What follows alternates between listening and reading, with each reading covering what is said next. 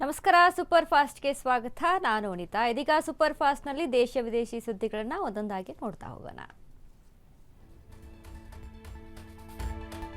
Footpath ಒತ್ತುವರಿ ತೆರವು ಹೆಸರಿನಲ್ಲಿ ಬೀದಿ ಬದಿ ವ್ಯಾಪಾರಿಗಳ ಜೀವನಕ್ಕೆ ಸಂಚಕಾರ ತಂದಿದ್ದ ಜಿಬಿಎ ಮತ್ತು ಸರ್ಕಾರದ ವಿರುದ್ಧ ಪ್ರತಿಭಟನೆ ಮಾಡಲಾಯಿತು.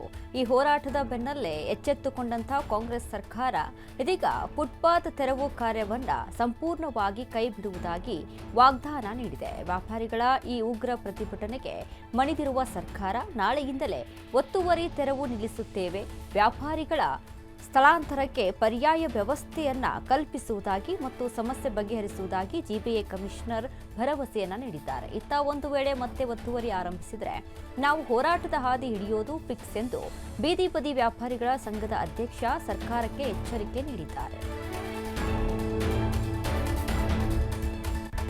ಆಪರೇಷನ್ ಫುಟ್ಪಾತ್ ನೆಪದಲ್ಲಿ ನನ್ನ ಅಂಗಡಿಯನ್ನ ಧ್ವಂಸ ಮಾಡಿದ್ದಾರೆಂದು ಅಶ್ವವೇಗ ನ್ಯೂಸ್ ಮುಂದೆ ಮಹಿಳೆ ಕಣ್ಣೀರು ಹಾಕಿದ್ದಾರೆ. ನಾನು ಬಡಪಾಯಿ, ಕೆಂಗೇರಿಯಲ್ಲಿ ವ್ಯಾಪಾರ ಮಾಡಿಕೊಂಡು ಆರಾಮಾಗಿದ್ದೆ. ಇದೀಗ ಅಂಗಡಿಯನ್ನ ತೆರವು ಮಾಡೋದಾಗಿ ಜೀವನೋಪಾಯಕ್ಕಾಗಿ ವ್ಯಾಪಾರಕ್ಕೆಂದು 25,000 ರೂಪಾಯಿ ಐಟಂ ತಂದಿದ್ದೆ. ಆದರೆ ಪೊಲೀಸರು ಮಾನವೀಯತೆ ಇಲ್ಲದೆ ನನ್ನ ಅಂಗಡಿ ಸಂಪೂರ್ಣವಾಗಿ ನಾಶ ಮಾಡಿದ್ದಾರೆ. ನನ್ನನ್ನ ಈ ಸರ್ಕಾರ ಮತ್ತೆ ಬೀದಿಯಲ್ಲೇ ಬಿದ್ದಿರು ಎಂದು ರಸ್ತೆಗೆ ತಳ್ಳಿದೆ. ನಾವು ಈಗ ಕಣ್ಣೀರಲ್ಲೇ ಜೀವನ ನಡೆಸಬೇಕಾಗಿದೆ ಎಂದು ಸಿಎಂ ಡಿಕೆಶಿಗೆ ಮಹಿಳೆ ಹಿಡಿಶಾಪ ಹಾಕಿದ್ದಾರೆ. ನಮಗೆ ಕೆಟ್ಟದ್ದು ಮಾಡಿರುವ ಈ ಸರ್ಕಾರಕ್ಕೆ ಒಳ್ಳೆಯದು ಆಗಲ್ಲ ಎಂದು ಬಡ ವ್ಯಾಪಾರಿಗಳು ಕಣ್ಣೀರು ಸುರಿಸಿದ್ದಾರೆ.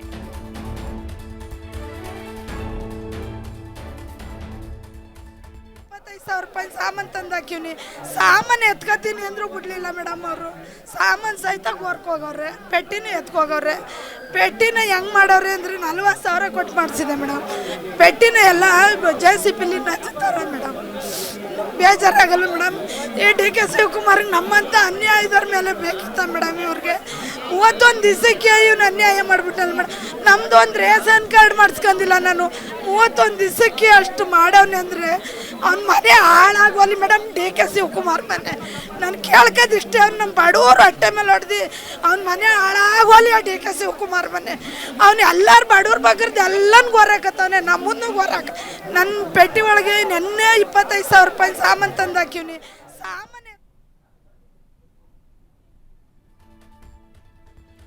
ಇನ್ನು ಫುಟ್ಪಾತ್ ವಿಚಾರವಾಗಿಯೇ ಇನ್ನೋರ್ವ ಮಹಿಳೆಯು ಆಕ್ರೋಶಗೊಂಡಿದ್ದು, ಜೀವನ ಸಾಗಿಸಲು ನನಗೆ ಇದ್ದಿದ್ದು ಇದೊಂದೇ ಆಧಾರ. ಇದರಿಂದಲೇ ನಮ್ಮ ಕುಟುಂಬ ನಡೆಯುತ್ತಿರುವುದು. ನನ್ನ ಗಂಡ ಬದುಕಿದ್ದು ಸತ್ತಂತೆ. ನಾನೇ ದುಡಿದು ನಮ್ಮ ಕುಟುಂಬ ನೋಡಿಕೊಳ್ಳುತ್ತಿದ್ದೇನೆ. ಆದರೆ ಈ ಸರ್ಕಾರ ನಮ್ಮಂಥ ಬಡಪಾಯಿಗಳ ಹೊಟ್ಟೆ ಮೇಲೆ ಹೊಡೆಯುವ ಕೆಲಸ ಮಾಡಿದೆ. ದುಡಿದು ತಿನ್ನುವವಳನ್ನ ಮನೆಯಲ್ಲೇ ಕುಳಿತುಕೊಳ್ಳುವಂತೆ ಮಾಡುತ್ತಿದೆ.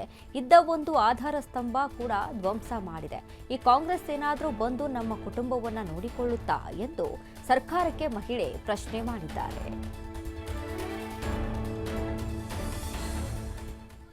ಕಮಿಟ್ಮೆಂಟು ನಮ್ಮ ಜೀವನದ ಮೇಲೆ ತಗೊಂಡಿರ್ತೀವಿ. ಆ ಜೀವನನೇ ಕಿತ್ಕೊಂಡ ಮೇಲೆ ನಮ್ಗೆ ಯಾಕೆ ಈ ಓಟ್ ಯಾಕೆ, ಈ ಎಲೆಕ್ಷನ್ ಯಾಕೆ, ನಮ್ಗೆ ಈ ಅಧಿಕಾರಿಗಳು ಏನಕ್ಕೆ ಬೇಕು? ರಾಜೀನಾಮೆ ಕೊಟ್ಬಿಟ್ಟು ಮನೇಲಿ ಇರಲಿ. ನಮ್ಗಂತೂ ನಮ್ಗೆ ಊಟ ಅದೇ, ನಮ್ಮ ಬಟ್ಟೆ ಅದೇ, ನಮ್ಮ ಗಂಡಿರಿರುವುದಿಲ್ಲ, ನಮ್ಗೆ ಮಕ್ಕಳಿರುವುದಿಲ್ಲ. ಅವರೆಲ್ಲ ಓದಿಸ್ಬೇಕು. ಯಾರು ಕೊಡ್ತಾರೆ ನಮ್ಗೆ? ಜೀವನಕ್ಕೆ ಯಾರು ಆಯ್ತಾರೆ? ಅದರಿಂದ ನಮ್ಗೆ ಬೀದಿ ಬರೀ ವ್ಯಾಪಾರ ಮಾಡಲೇಬೇಕು ಅಂತ ನಾವು ಕಂಡೀಷನ್ ಆಗಿ ವ್ಯವಹಾರ ಮಾಡ್ತಾ ಇರ್ತೀವಿ. ನಮ್ಗೆ ಗೆಲ್ಲು ಗಂಟ್ಲು ಹೋರಾಟ ಮಾಡ್ತೀವಿ. ನಮ್ಗೆ ಬೀದಿ ವ್ಯಾಪಾರ ಬೇಕೇ ಬೇಕು. ಇಲ್ಲ ನಮ್ಗೆ ಯಾವ ಕೆಲಸ ಕೊಡ್ತಾರೆ ಕೊಡ್ಲಿ, ನಮ್ಮ ಗಂಡರ ಕೆಲಸ ಕೊಡ್ಲಿ, ನಮ್ಮ ಮಕ್ಕಳ ಕೆಲಸ ಕೊಡ್ಲಿ. ಅದಕ್ಕೆ ನಮ್ಗೆ ಈ ಸರ್ಕಾರನೇ ಬೇಡ. ನಮ್ಗೆ ಬೀದಿ ವ್ಯಾಪಾರ ಮಾಡೋಕ ಅನುಮತಿ ಕೊಟ್ರೆ ಸರ್ಕಾರ, ಇಲ್ಲ ಅಂದ್ರೆ ಬೇಡ. ನಾನೇನು 30-40 ಜಾಗದಲ್ಲಿ ನನ್ನ ಅಂಗಡಿಯನ್ನ ಇಟ್ಟುಕೊಂಡಿರಲಿಲ್ಲ. ಯಾರ ಮೇಲೂ ಅವಲಂಬನೆ ಆಗಬಾರದೆಂದು ಫುಟ್ಪಾತ್ ಮೇಲೆ ಒಂದು ಚಿಕ್ಕ ಅಂಗಡಿ ಮಾಡಿಕೊಂಡಿದ್ದೆ. ಆದರೆ ನನ್ನ ಅಂಗಡಿ ಮೇಲೆ ಯಾಕೆ ಈ ಸರ್ಕಾರದ ಕೆಂಗನ್ನು ಎಂದು ಮಹಿಳೆ ಕಿಡಿಕಾರಿದ್ದಾರೆ. ವಯಸ್ಸಿಗೆ ಬಂದ ಮಗಳು, ಶಾಲೆಗೆ ಹೋಗುವ ಮಗ ಇದ್ದು ಇಡೀ ಮನೆಯ ಸಂಪೂರ್ಣ ಜವಾಬ್ದಾರಿ ಹೊತ್ತು ಸಾಗುತ್ತಿರುವವಳು ನಾನು. ಆದರೆ ಈ ದುಷ್ಟ ಸರ್ಕಾರ ಜಿಬಿಎ ಒತ್ತುವರಿ ತೆರವು ಅಂತ ಹೇಳಿ JCB ತಂದು ನನ್ನ ಅಂಗಡಿಯನ್ನ ನಾಶ ಮಾಡಿದೆ. ಈಗ ನಾನು ಏನು ಮಾಡಬೇಕು? ಇಂಥವರ ಕೈಗೆ ನಾವು ಅಧಿಕಾರ ಕೊಡಬಾರದಿತ್ತು. ಕೊಟ್ಟ ತಪ್ಪಿಗೆ ನಮಗೆ ಇಂಥ ಶಿಕ್ಷೆಯಾಗಿದೆ. ಮುಂದೆ ನಾವು ತಕ್ಕ ಉತ್ತರ ಕೊಡುತ್ತೇವೆ ಎಂದು ಮಹಿಳೆಯೊಬ್ಬರು ಆಕ್ರೋಶವನ್ನ ವ್ಯಕ್ತಪಡಿಸಿದ್ದಾರೆ. ತೊಂದರೆ ಇಲ್ಲ ಮೇಡಮ್ ಅವರೇ, ಬೀದಿ ವ್ಯಾಪಾರದಲ್ಲಿ ಯಾರಿಗೂ ತೊಂದರೆ ಇಲ್ಲ. ಯಾರು ಸತ್ತಿಲ್ಲ, ಕೆಟ್ಟಿಲ್ಲ. JK ಮಾಡಿರೋದು, ಬೋರೆಗೌಡ ಮಾಡಿರೋದು ಇದು ಕೆಲಸ ಇದು ಡೂಪ್ಲಿಕೇಟ್, ಇದರಿಂದ ಆರ್ಡರ್ ಆಗಿಲ್ಲ. ಕೋರ್ಟಿಂದ ಆರ್ಡರ್ ಆಗಿಲ್ಲ, ಸುಪ್ರೀಂ ಕೋರ್ಟಿಂದ ಆರ್ಡರ್ ಆಗಿಲ್ಲ, ಸ್ವಚ್ಛವಾಗಿ ಇಕ್ಕಿಂದ ಆರ್ಡರ್ ಆಗದೆ. ನಾವು ನಮ್ಮ ಗಂಡೀರಿಗೆ ಗೌರ್ಮೆಂಟ್ ಕೆಲಸ ಕೊಡಿದ್ರೆ ನಾವ್ ಯಾಕೆ ಫುಟ್ಪಾತ್ ಮೇಲೆ ಜೀವನ ಮಾಡೋ ಮೇಡಮ್ರೆ? ನಾವ್ ಯಾಕೆ ಮಾಡವು? ನಮ್ಮ ಗಂಡೀರಿಗೆ ಕುಡ್ದಿ ತಿಂತಾರೆ. ಭಾರತ ಮತ್ತೆ ಬಾರ್ ನಿಲ್ಸ್ಲೇಳು, ವೈಶಾಖ ನಿಲ್ಸ್ಲೇಳು, ಯಾಕೆ ನಿಲ್ಸಲ್ಲ?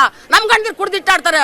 ನಾವು ಇವತ್ತು 3 ಹೆಣ್ಮಕ್ಳು ಮಾಡಿಕೊಂಡು ಒಂದು ಕಣ್ಕಂಡು ಹುಡುಗಿ ಮಾಡಿಕೊಂಡು ವ್ಯಾಪಾರ ಮಾಡ್ತಾ ಇದ್ದೀನಿ. ನನ್ನ ಗಂಡ ಕುಡ್ದು ಎಲ್ಲ ಹೋಯ್ತಾನೆ. ನಾನು ಒಬ್ಳು ಜೀವನ ಮಾಡಿ 3 ಹೆಣ್ಮಕ್ಳು ಸಾಕಿ ಕಣ್ಕಂಡು ಹುಡುಗಿ ಮಾಡಿಕೊಂಡು ಫುಟ್ಪಾತ್ ಮೇಲೆ ವ್ಯಾಪಾರ ಮಾಡ್ತಾ ಇದ್ದೀನಿ. ಧೈರ್ಯವಾಗಿ ದುಡ್ಡು ತಿಂತೇನೆ. 4 ಮನೆ ಭಿಕ್ಷೆ ಪಡ್ಕೊಂಡು ಸೀರೆ ಉಟ್ಕೊಂಡು ತಿರ್ತಾ ಇದ್ದೀನಿ. ನಾನು 4 ಮನೆ ಸೀರೆ ಕೇಳ್ತಾ ಇದ್ದೀನಿ ನಾನು ಮೇಡಮರೇ. ನನ್ನ ಮನೇಲಿ ಯಾರು ಇಲ್ಲ, ದುಡಿಯೋರು. ತೊಂದರೆ ಇಲ್ಲ ಮೇಡಮ್. ಬೆಂಗಳೂರು ಬಳಿಕ ಸಾಂಸ್ಕೃತಿಕ ನಗರಿ ಮೈಸೂರಿನಲ್ಲೂ ಫುಟ್ಪಾತ್ ಒತ್ತುವರಿ ತೆರವು ಕಾರ್ಯಾಚರಣೆ ಜೋರಾಗಿದೆ. ಟಿ ನರಸೀಪುರದಲ್ಲಿ ಪುರಸಭೆ ಹಾಗೂ ಪೊಲೀಸ್ ಇಲಾಖೆ ಜಂಟಿಯಾಗಿ ಕಾರ್ಯಾಚರಣೆ ನಡೆಸಿವೆ. ತಾಲೂಕು ಕಚೇರಿ ರಸ್ತೆ ಹಾಗೂ ಫುಡ್ ಸ್ಟ್ರೀಟ್ ರಸ್ತೆಯಲ್ಲಿ ಒತ್ತುವರಿ ತೆರವುಗೊಳಿಸಲಾಯಿತು. ಸಾರ್ವಜನಿಕ ಸುಗಮ ಓಡಾಟಕ್ಕೆ ಯಾವುದೇ ಅಡ್ಡಿಯಾಗದಂತೆ ಫುಟ್ಪಾತ್ ತೆರವುಗೊಳಿಸುವ ಉದ್ದೇಶದಿಂದ ಈ ಕ್ರಮ ಕೈಗೊಳ್ಳಲಾಗಿದೆ. ಬೀದಿ ಬದಿ ವ್ಯಾಪಾರಸ್ಥರಿಗೆ ಸ್ವಯಂ ಪ್ರೇರಿತವಾಗಿ ಫುಟ್ಪಾತ್ ತೆರವುಗೊಳಿಸುವಂತೆ ಅಧಿಕಾರಿಗಳು ಮನವಿ ಮಾಡಿದರು.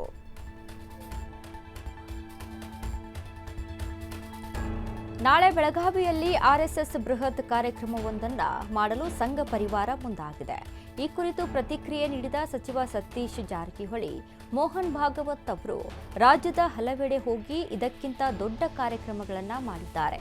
ಅದರಂತೆ ನಾಳೆ ಬೆಳಗಾವಿಯಲ್ಲಿಯೂ ಆರ್ಎಸ್ಎಸ್ ಕಾರ್ಯಕ್ರಮ ಮಾಡುತ್ತಿದ್ದಾರೆ ಅಷ್ಟೇ. ಅದನ್ನು ನಾವು ಸರ್ಕಾರದ ವಿರುದ್ಧ ಎಂದು ಅಂದುಕೊಳ್ಳಬಾರದು. ಸುಖಾಸುಮ್ಮನೆ ಎಲ್ಲವನ್ನ ನಾವು ನಮ್ಮ ಮೇಲೆ ಹಾಕಿಕೊಳ್ಳಬಾರದು. ಅದರಲ್ಲೂ ಅವರು ನಾಳೆ ಬೈಠಕ್ ಮಾಡುತ್ತಿದ್ದಾರೆ ಅಷ್ಟೇ, ಪಥ ಸಂಚಲನ ಮಾಡುತ್ತಿಲ್ಲ ಎಂದು ಹೇಳಿದರು.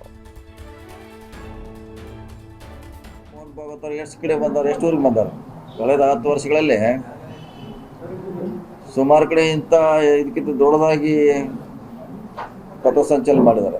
ಲಾರ್ಜ್ ಸ್ಕೇಲ್ 50,000 ಜನ. ಸೊ ಹೀಗಾಗಿ ಅದು ಪ್ರಿಯಾಂಕಾ ಖರ್ಗೆ ನಮ್ಮ ಸರ್ಕಾರದವರು ಅಂತ ಹೇಳಲಿಕ್ಕಾಗಲ್ಲ.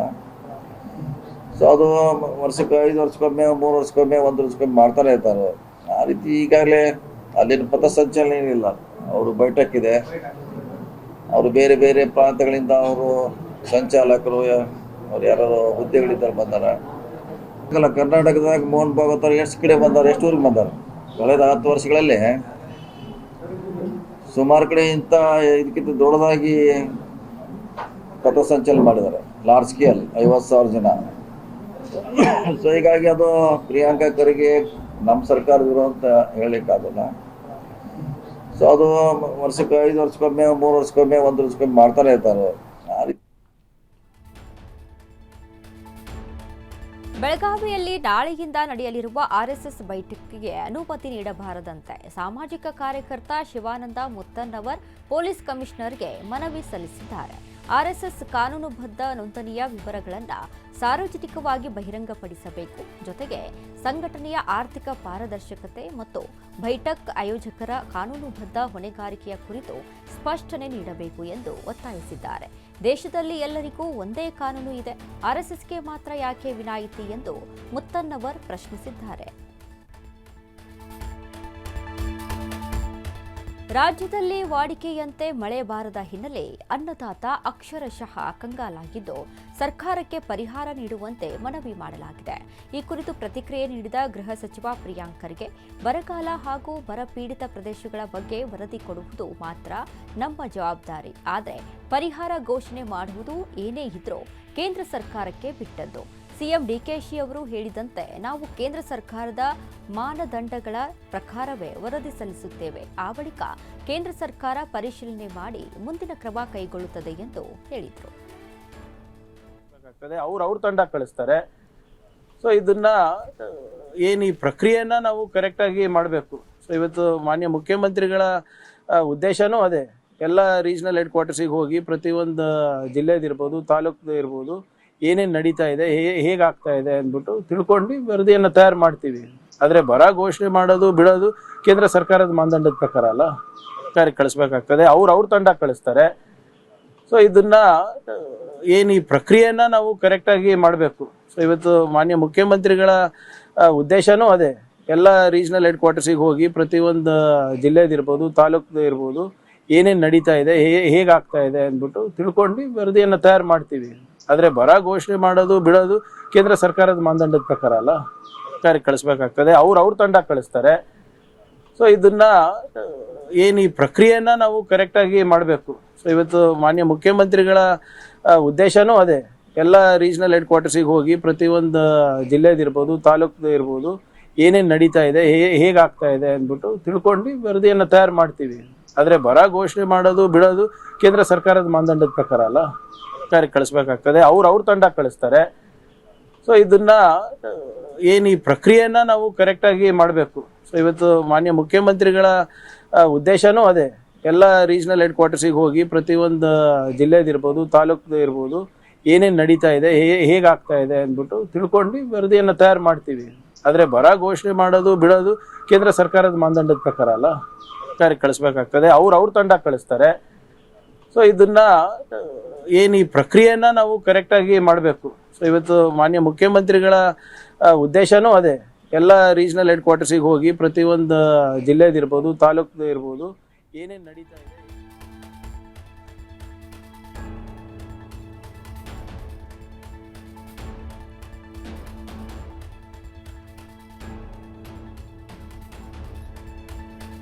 ರೈತಪರ ಪೂರ್ಣಾವಧಿ ಕೃಷಿ ಸಚಿವರನ್ನ ನೇಮಿಸಿ ಎಂದು ರಾಜ್ಯ ಸರ್ಕಾರಕ್ಕೆ ನಿಖಿಲ್ ಕುಮಾರಸ್ವಾಮಿ ಒತ್ತಾಯ ಮಾಡಿದ್ದಾರೆ.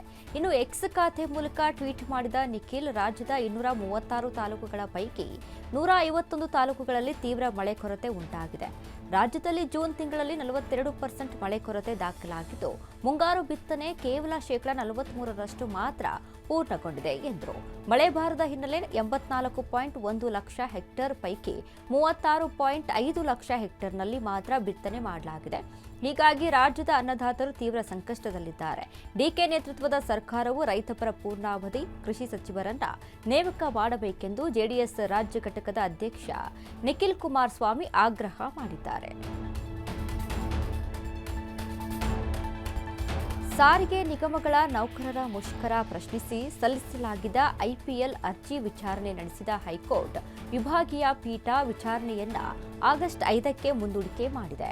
ಇನ್ನು ಜುಲೈ 15ರಂದು ಕಾರ್ಮಿಕ ಆಯುಕ್ತರ ನೇತೃತ್ವದಲ್ಲಿ ಸಾರಿಗೆ ಸಂಘಟನೆಗಳೊಂದಿಗೆ ಸಂಧಾನ ಮಾತುಕತೆ ನಡೆಯಲಿದೆ ಎಂದು ಸಾರಿಗೆ ನಿಗಮಗಳ ಪರ ವಕೀಲರು ಹೈಕೋರ್ಟ್ಗೆ ಮಾಹಿತಿ ನೀಡಿದರು. ಇದೇ ವೇಳೆ ಸರ್ಕಾರ ಸಾರಿಗೆ ಇಲಾಖೆ ನೌಕರರ ಬೇಡಿಕೆಗಳಿಗೆ ಸೂಕ್ತವಾಗಿ ಸ್ಪಂದಿಸಿಲ್ಲ ಎಂದು ವಕೀಲರು ನ್ಯಾಯಾಲಯದ ಗಮನಕ್ಕೆ ತಂದರು. ಅಲ್ಲದೆ ಸಂಧಾನ ಪ್ರಕ್ರಿಯೆ ನಡೆಯುತ್ತಿರುವ ಹಿನ್ನೆಲೆ ನೌಕರರ ಹಿತಾಸಕ್ತಿಯನ್ನ ಪರಿಗಣಿಸಬೇಕು ಎಂದು ಮನವಿ ಮಾಡಿದರು. ಎರಡೂ ಕಡೆಯ ವಾದ ಪ್ರತಿವಾದ ಆಲಿಸಿದ ಹೈಕೋರ್ಟ್ ಸಂಧಾನ ಮಾತುಕತೆಯ ಬೆಳವಣಿಗೆ ಗಮನದಲ್ಲಿಟ್ಟುಕೊಂಡು ಆಗಸ್ಟ್ 5ಕ್ಕೆ ವಿಚಾರಣೆಯನ್ನ ಮುಂದೂಡಿಕೆ ಮಾಡಿದೆ.